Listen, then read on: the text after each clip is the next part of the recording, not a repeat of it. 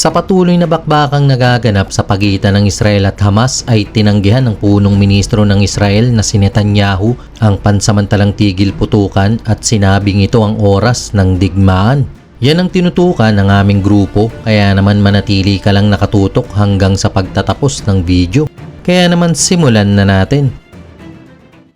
Unang bira ay tinanggihan ng punong ministro ng Israel na si Benjamin Netanyahu ang pansamantalang tigil putukan sa Gaza Strip at sinabing magpapatuloy sila sa opensiba ng militar hanggang sa mapalaya ang mga bihag na hawak ng Hamas.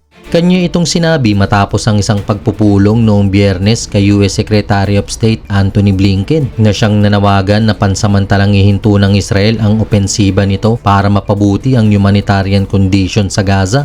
Sa isang pahayag, sinabi ni Netanyahu na ang Israel ay magpapatuloy sa opensiba nito at tumanggi sa isang pansamantalang tigil putukan kung hindi palalayain ng Hamas ang mga bihag. I want to make clear Israel's position regarding the ceasefire. Just as the United States would not agree to a ceasefire after the bombing of Pearl Harbor, Israel will not agree to a cessation of hostilities with Hamas after the horrific attacks of October 7th. Calls for a ceasefire are calls for Israel to surrender to Hamas. That will not happen. Ladies and gentlemen, the Bible says that there is a time for peace and a time for war.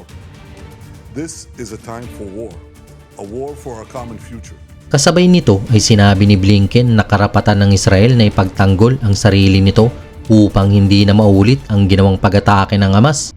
Ito na ang ikalawang pagbisita ni Blinken sa gitnang silangan mula noong nagsimula ang gera ng Israel at Hamas noong ika-7 ng Oktubre, kung saan tinalakay niya sa pinuno ng Israel ang posibilidad ng humanitarian pauses upang maprotektahan ang mga sibilyang Palestinian at madagdagan ang paghahatid ng tulong.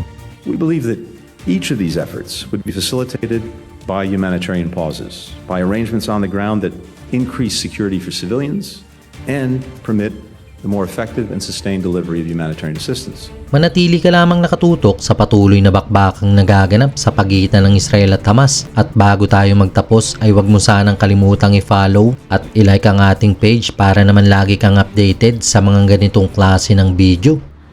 Ikaw, anong opinion mo sa video natin ngayon?